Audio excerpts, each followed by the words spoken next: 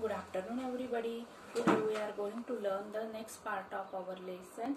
The name of our lesson is the concept. This lesson is written by Shanta Rao. We have collected some information about this lesson. This lesson is a story of a brother and a sister. Brother is suffering from a very serious disease, that is the cancer. Anant is the brother, and there is a sister, and she loves her brother very much. And the last wish of the brother is to listen the music concert. So what the sister is next going to complete her brother's wish, we are going to learn.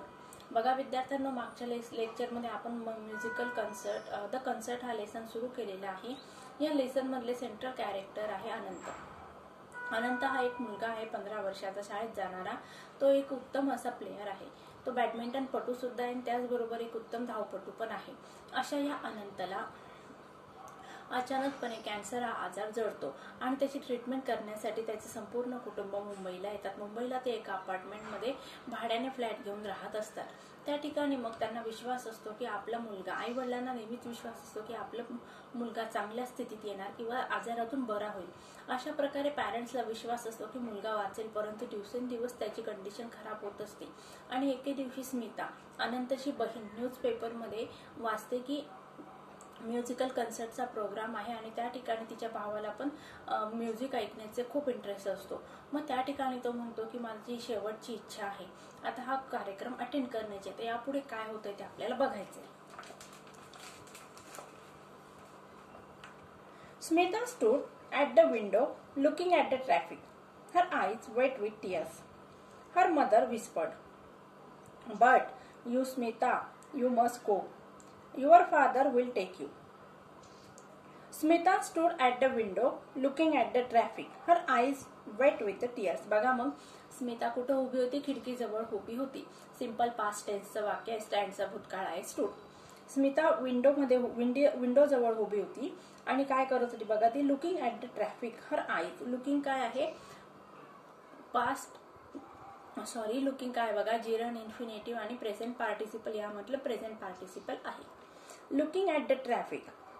Her eyes wet with the tears, and her eyes were full of tears. Her mother whispered, and her mother spoke in a low voice. What she says? "But you, Smita, you must go. Your father will take you." Mother told Smita that she must go to attend the music concert, and her father will accompany her. आई मुलीला सांगते स्मिताला की तू तरी जा, तुझे वडील तुझी सोबत करतील.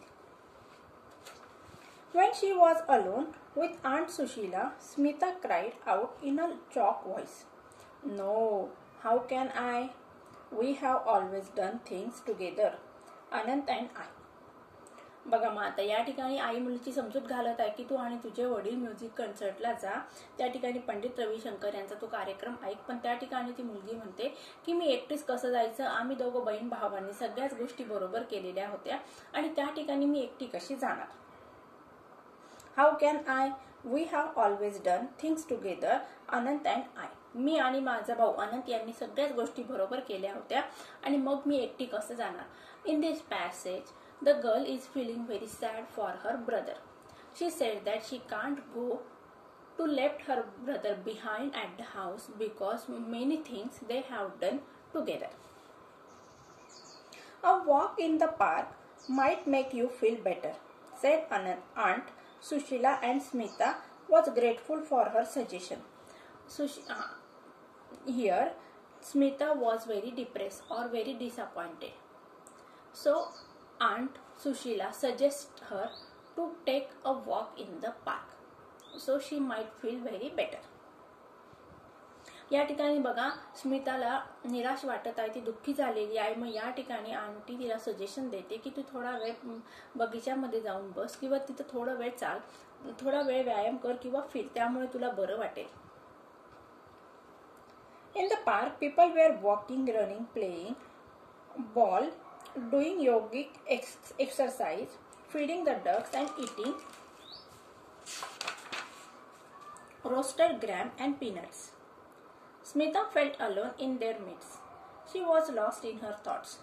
Here the picture of the garden is given.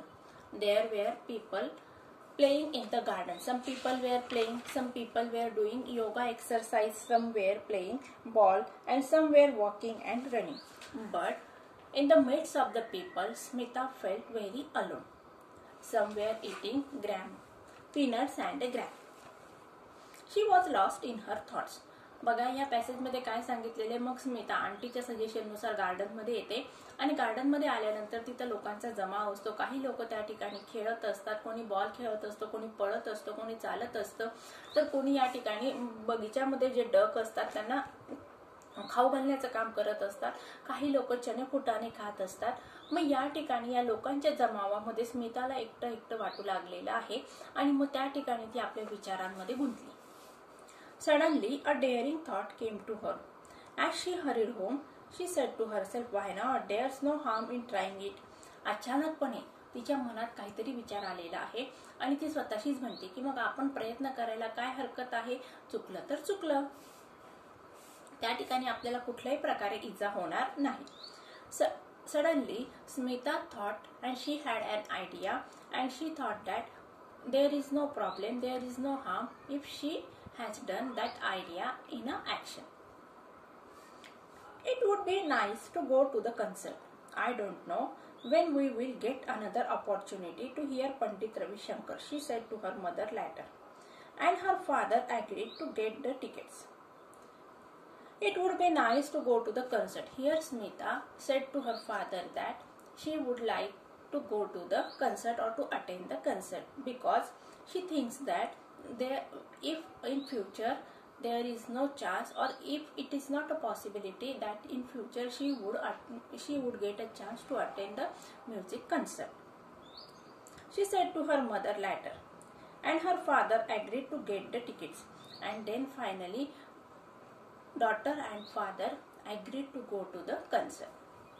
या पॅसेजमध्ये काय सांगितलेलं आहे, स्मिता आईला सांगते की मला भविष्यामध्ये अशी संधीच येईल हे सांगता येत नाही आणि मी पंडित रविशंकर यांचा कार्यक्रम ऐकू शकेलच याची काही पॉसिबिलिटी नाहीये, त्यामुळे मी या ठिकाणी कार्यक्रमाला जावं अशी माझी इच्छा आहे. मग त्या ठिकाणी आईला तिने निरोप दिल्यानंतर मग तिचे वडील आणि ती दोघांचं तिकीट काढण्यासाठी वडील तयार होतात.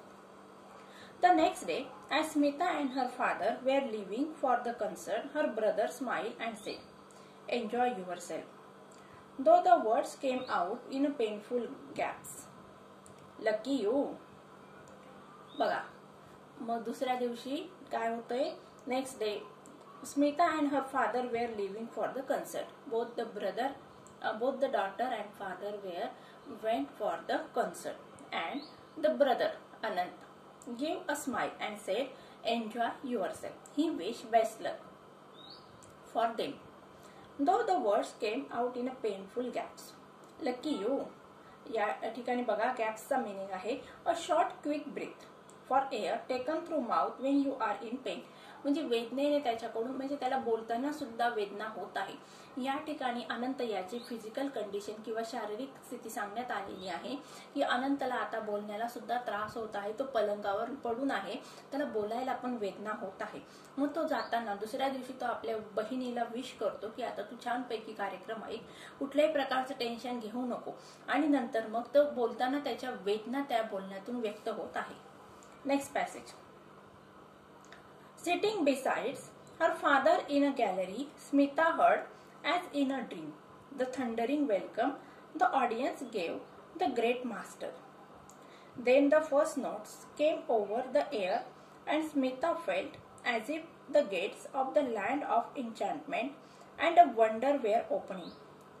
Spellbound, she listened to the unfolding ragas and slow, plaintive notes, the fast twinkling ones. But all the while, the plan she had decided on the evening before remained firmly in her mind. The chance of a lifetime, she heard Anand's voice in a very beat of the tabla. बघूया या passage मध्ये काय होतंय. Sitting beside her father in the gallery, Smita heard, as in a dream, thundering welcome the audience gave a the great master. आता या ठिकाणी स्मिता आणि तिचे वडील कार्यक्रमाला आलेले आहेत. ते त्या ठिकाणी गॅलरीमध्ये बसलेले आहेत आणि त्याच वेळी काय झालेलं आहे, पंडित रविशंकर यांचं आगमन झालेलं आहे. त्यांचं आगमन झाल्यानंतर लोकांनी टाळ्यांच्या प्रचंड अशा आवाजामध्ये त्यांचं स्वागत केलेलं आहे. There is a warm welcome for the Pandit Ravishankar.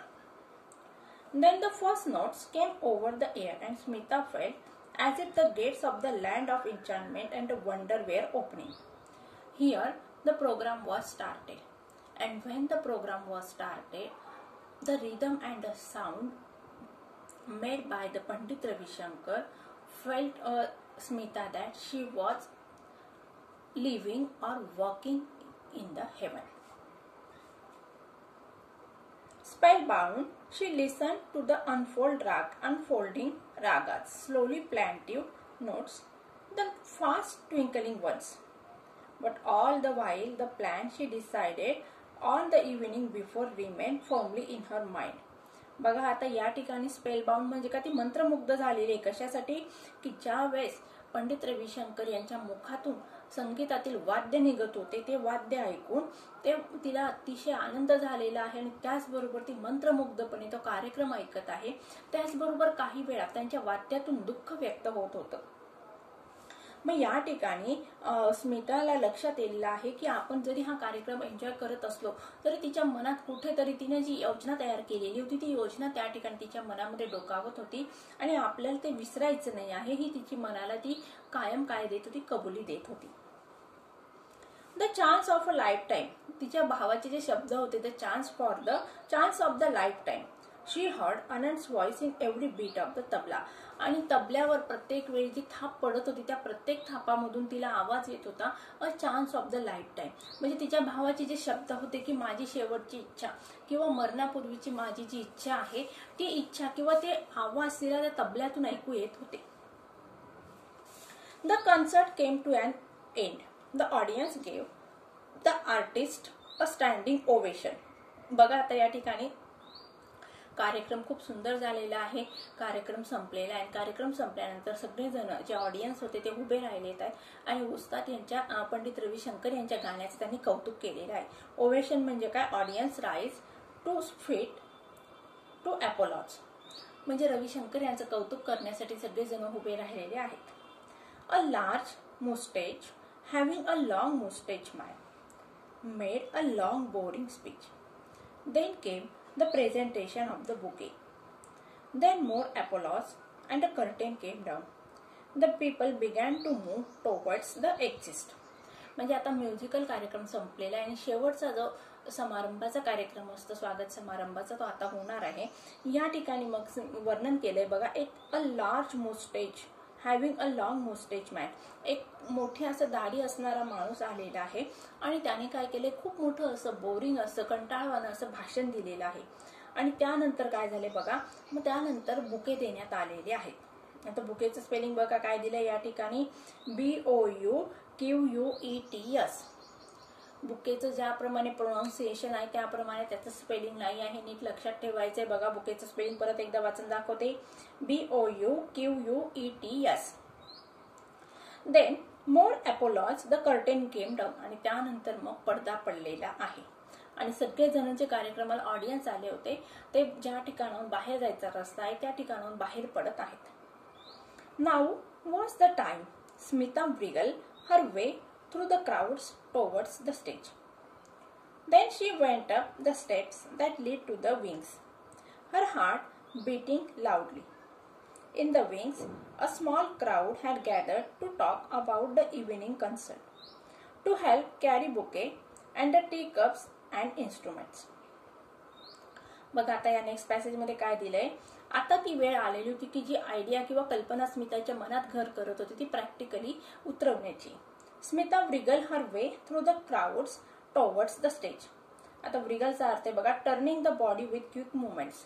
मग या ठिकाणी स्मिता पटकन कुठं गेलेली बघा, the crowds towards the stage, म्हणजे ती स्टेजच्या दिशेने पटकन धावलेली आहे. Then she went up the steps that lead to the wings. आणि त्यानंतर ती विंग्सच्या दिशेने गेली. म्हणजे या ठिकाणी स्टेजच्या बॅक साईडला जो भाग होता त्या ठिकाणी स्मिता गेलेली आहे. Her heart beating लाऊडली. आणि त्या ठिकाणी तिला पंडित रविशंकर दिसलेले आणि त्यांना बघितल्यानंतर तिच्या हृदयाची धडधड वाढलेली आहे.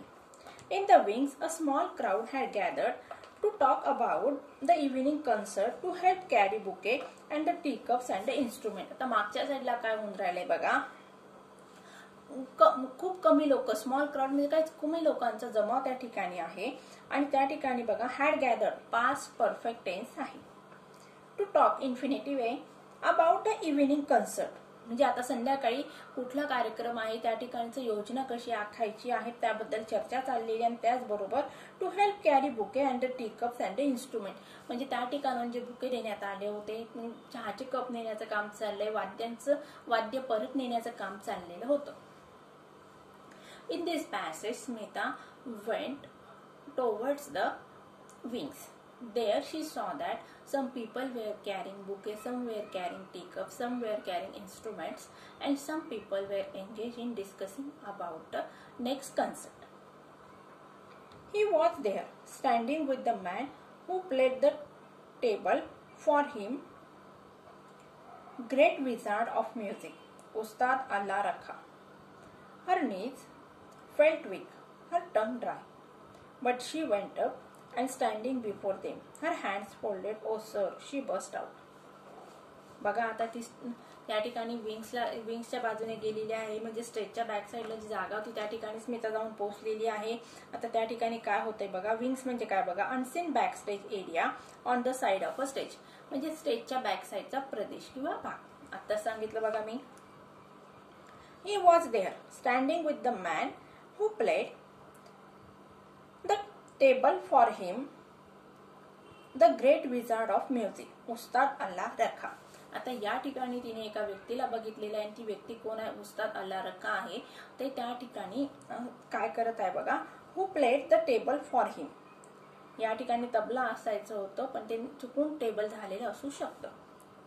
मग या ठिकाणी उस्ताद अल्लाह रखा कोण आहेत, विझार्ड म्हणजे काय, एक्सपर्ट ऑफ म्युझिक, संगीतातील एक जादूगर आहेत. हर नीज फेल्ट वीक. आता या ठिकाणी स्मिता तिथपर्यंत पोहोचली आहे परंतु पुढे जाण्यासाठी तिच्या पायामध्ये आता उत्साह नव्हता किंवा ताकद राहिलेली नव्हती. हर टंग ड्राय, काय बोलावं हे तिला सुचत नव्हतं. But she went up and standing before them. पण ती निघाली आणि त्या दोघांच्या जवळ जाऊन थांबलेली आहे. हर हँड्स फोल्डेड आणि हात जोडले. काय म्हणते बघा, oh sir, she burst out. आणि ती बोलली, दोघांना अभिवादन केलेलं आहे तिने. Yes, he asked questioningly but kindly. मग त्यातील एका जणाने तिला विचारलं काय, आणि नम्र म्हणजे प्रेमळपणे तिला विचारलंय, तुझं काय म्हणणं आहे, काय प्रश्न आहे. And her story came pouring out. The story of her brother who lay sick at home and how of he long to hear him the Ustad play. आता या ठिकाणी बघा, her story came pouring out. मग या ठिकाणी ती बोलायला सुरुवात केलेली आहे, तिची कथा तिने सांगायला सुरुवात केलेली आहे.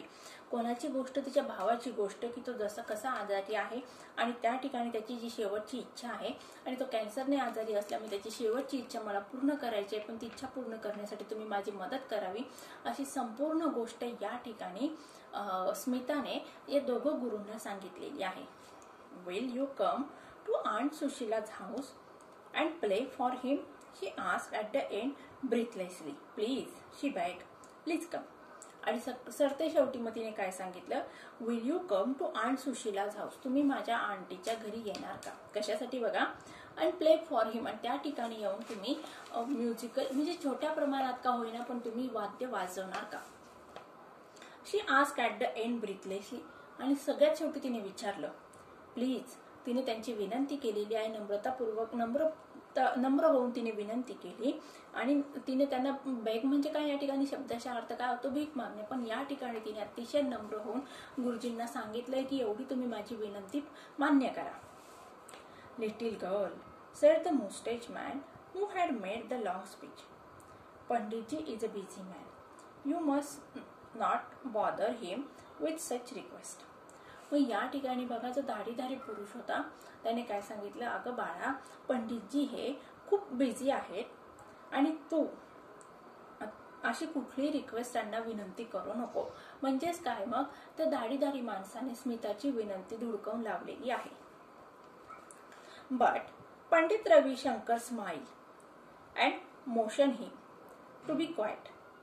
ही turn to Ustad Sahib and said, what shall we do Ustad Sahib. आता या ठिकाणी बघा, पंडित रविशंकर पण त्या ठिकाणी होते आणि उस्ताद आला रखा साहेब होते. मग आता उस्ताद यांनी काय केलेलं आहे, उस्ताद आला रखा साहेब यांनी स्मिताची विनंती धुडकावून लावलेली आहे. पण या ठिकाणी मग पंडित रविशंकर यांनी काय केलं, हसले आणि त्यांनी काय केलं, motion him to be quiet. आणि त्यांनी हाताने उस्ताद यांना खून केलेली आहे की तू काही आता बोलू नको, शांतत बस. He turn to Ustad Sahib and said, what shall we do Ustad Sahib. आणि पंडित रविशंकर मग उस्ताद साहेब यांना बोलले, मग आता आपण काय केलं पाहिजे. The Ustad move the wad of paan from one cheek to another. आता बघा या ठिकाणी मग उस्ताद यांचं वर्णन केलेलं आहे त्यांनी. म्हणजे त्यांचं फिजिकल अपिअरन्स कसं आहे सांगितलेलं, हॅबिट काय आहे त्यांची हे पण सांगितलंय त्यांनी. म्हणजे दाढीधारी पुरुष आहे उस्तादाला राखा आणि त्याचबरोबर त्यांना पान खाण्याची सवय हे पण या ठिकाणी सांगण्यात आलेलं आहे. Tomorrow morning we perform for the boy. Yes he said. मग या ठिकाणी उस्ताद यांनीच परमिशन दिली किंवा उस्ताद यांनी सहमती देऊन काय सांगितलेलं आहे, the Ustad move the wad of paan, म्हणजे मास ऑफ समथिंग. वॅड म्हणजे काय, मास ऑफ समथिंग. आताच सांगितलं बघा मी, उस्ताद काय करत असतील, पान खात असतील आणि एका गालाच्या एका साईडला त्यांच्याकडे किंवा तोंडामध्ये एका साईडला पानाचं पान असेल. मग त्यांनी दुसऱ्या साईडला ते पान घेतले आणि नंतर बोलायला सुरुवात केली की उद्या आपण काय करूया, सकाळीच या मुलाची इच्छा पूर्ण करायला जाऊया. Yes he said. या ठिकाणी उस्ताद यांनीच परमिशन दिलेली आहे किंवा ते सहमती दर्शवलेली आहे. यस पंडितजी रिप्लाइड. It's settle then. मग या ठिकाणी इट्स सेटल देन म्हणजे काय, ठरलं तर मग उस्ताद आणि पंडित रविशंकर यांचं ठरलेलं आहे की उद्या सकाळी जाऊन मुलाची इच्छा पूर्ण करायची. It was a very excited Smita who came home late that night. Anant was awake breathing the oxygen from the cylinder. मग या ठिकाणी स्मिताने आपलं काम फत्ते केलेलं आहे आणि तिला घरी यायला खूप वेळ झालेला आहे. वडील आणि ती उशिरा घरी आली आणि त्या ठिकाणी अनंत जागा होता. हळुवारपणे त्याचा श्वास चाललेला होता. Did you here him he whispered. आणि त्याने विचारलं दीदीला, स्मिताला, तू ऐकलंस का, सरांचं गाणं ऐकलं का तू. तो हळू आवाजात बोलला. I did he replied and I spoke to him. He will come tomorrow morning with the tabla ustad and they will play for you. बघा मग काय सांगितलेलं आहे, आय डिड ही रिप्लाइड, मी ऐकलं, पंडित रविशंकर यांचं गाणं ऐकलेलं आहे आणि मी त्यांच्याशी बोलले सुद्धा. And he will come tomorrow morning, ते उद्या सकाळी येणार आहेत. With the tabla ustad and they will play for you. आणि ते उस्ताद आला रखा आणि पंडित रविशंकर उद्या येणार आहेत आणि ते तुझ्यासाठी वाद्य वाजवणार आहेत. And the following morning Aunt Sushila's neighbors saw two men get out of a taxi which pulled up outside their block. They could not believe their eyes. Is it? It's not possible, they said. आणि दुसऱ्या दिवशी following morning म्हणजे काय, दुसऱ्या दिवशी सकाळी काय झाले बघा, आंट सुशीलास नेबर म्हणजे आंटीच्या अपार्टमेंटच्या शेजारी जे लोक राहत होते, नेबर्स म्हणजे काय शेजारी, त्यांनी बघितलं, काय बघितलं, two men get out of the taxi, दोन माणसं टॅक्सीतून बाहेर उतरलेली आहे. विच पुल आउट म्हणजे काय, स्टॉप फॉर सम टाइम, थोडा वेळ ते थांबले आणि they could not believe there eyes. आणि आजूबाजूच्या लोकांना विश्वासच नव्हता की एवढे दोन महान हस्ती आपल्या अपार्टमेंटमध्ये आलेले आहेत. Is it? It's not possible, they said. हे खरंच आहे का, हे शक्यच नाही. म्हणजे आजूबाजूच्या लोकांचा, शेजार पाजाऱ्यांचा विश्वास नव्हता की पंडित रविशंकर आणि उस्ताद अल्ला रखा यांच्यासारखे या दोन महान हस्ती आपल्या या अपार्टमेंटमध्ये आलेले आहेत. Pandit Ravishankar and Ustad Alla Rakha went up the wooden staircase and knock softly on the door of aunt Sushila's apartment. आणि दोघ जण मग वरती आलेले आहेत आणि त्यांनी हळुवारपणे काय केलंय बघा, आंटी सुशीलाचा दरवाजा हळुवारपणे त्यांनी वाजवलेला आहे. They went in, sat down on the divan by the window and played for the boy. ते आत आले आणि त्यांनी त्यांचा कार्यक्रम सुरू केला. Surrounding him with a great and beautiful happiness as life went out of him gently, very gently. आणि जसं त्यांनी वाद्य वाजवायला सुरुवात केलेली आहे, त्यांचा कार्यक्रम बहरलेला आहे आणि त्याच सुमारास एक दुःखद घटना झालेली आहे. त्या ठिकाणी अनंत याच्या शरीरातून त्याचा प्राण हळुवारपणे निघून गेलेला आहे.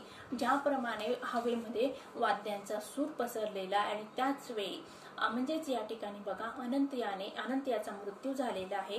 अनंत याचा देहवसान झालेला आहे, त्याचा आत्मा त्याचं शरीर सोडून गेला.